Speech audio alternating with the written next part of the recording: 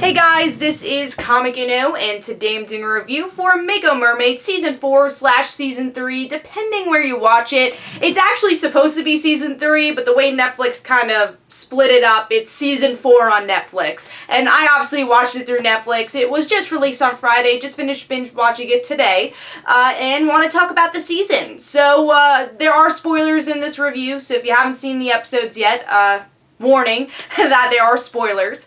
But let's start talking about these episodes this season. So with this season, we get to see an introduction of a new mermaid, which is Wei Lan, which I hope I don't mess up on the pronunciation of that, but throughout the review. But I think I got it right for the first time. But yeah, so there is a new mermaid. She's from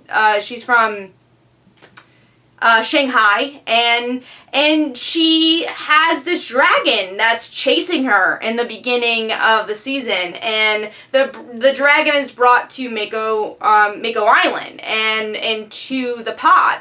So we see that Andina is definitely not happy about this. The pod's not happy about this, but now it's them trying to figure out how do we defeat this dragon, because the dragon's breath actually takes away a mermaid's tail and actually destroyed all of Wei Lan's pod.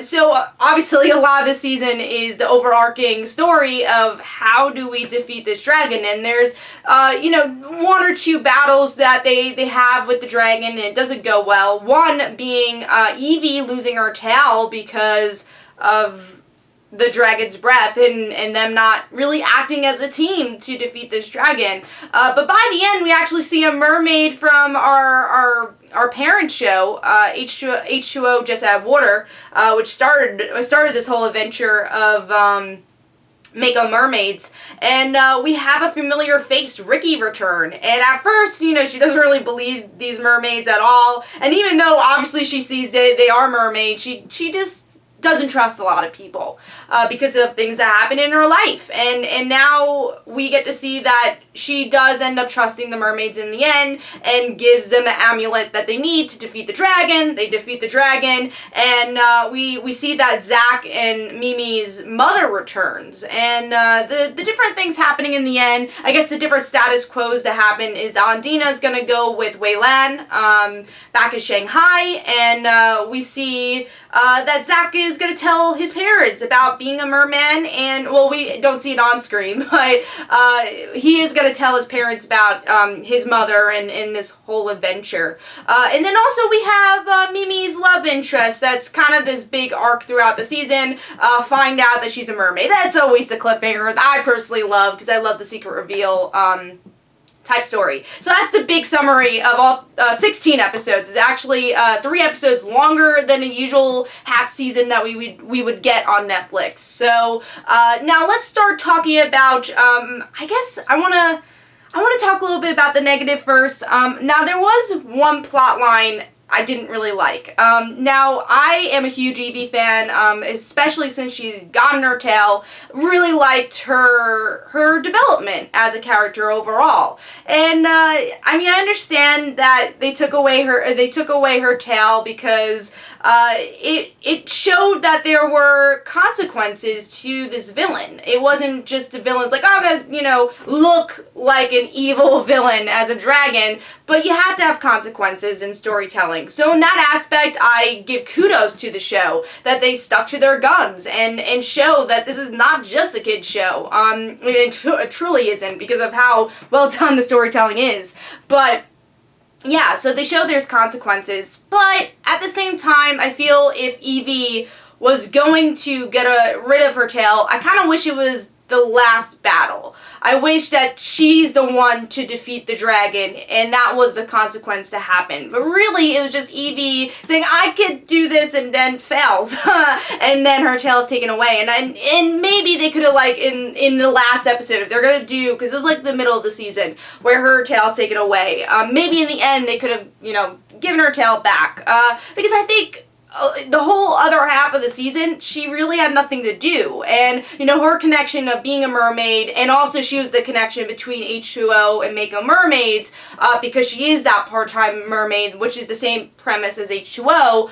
I love that idea. And again, it didn't really progress the character by taking away the tail, even though there was a good aftermath episode where she says, you know what, it's okay that I'm not a mermaid anymore. She kind of just says, you know, I'm glad I don't have to keep the secret anymore, or at least for myself, and I could go diving with my dad. You know, those are definitely the upsides of it, but overall, I didn't really like that storyline for the character.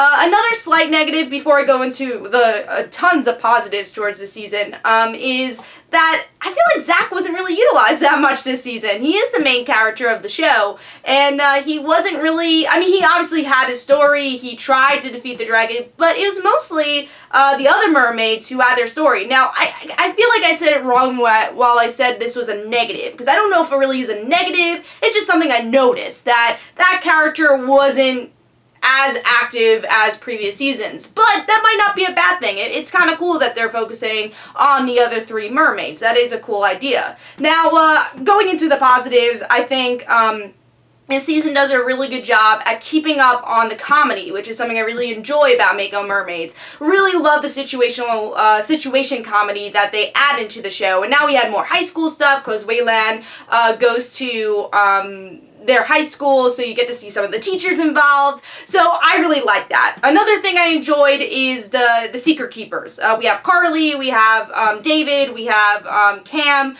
we have all these characters, and even though I kind of wish they had more to do in the actual mermaid story, it was still cool to see them as the secret keepers. They had their separate story in a weird way.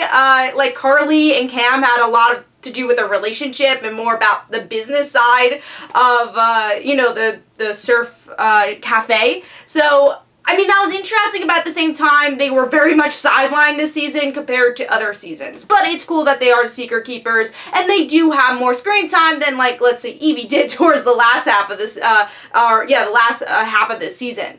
Another positive I really enjoyed was the actual villain. I thought the dragon was very menacing. I think they gave the dragon enough screen time, which I enjoyed. And also the graphics for this show was so well done. Really, really liked all the special effects. You could tell that they put a lot of time into it, and that's something I really respect, because I see other, you know, sci-fi type shows that are similar to this that they don't put as much into the special effects, and you're like, oh, that looked weird. But you could tell they put so much time to it, and it was good. It definitely worked out for the season. Lastly, I just want to talk about Ricky.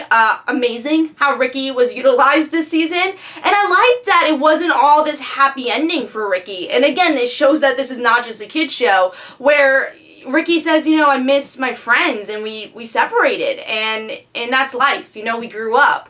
And I liked in the end how they keep it open, where she says, hey, maybe my friends will come back and we'll visit the pod. Now, I don't know, I know they're having a movie for Mako Mermaids. That's the last thing I heard. I don't know if we're going to see another season. You know, that's just something that hasn't been announced yet. But I like that this season does keep a lot of things open, which I enjoyed.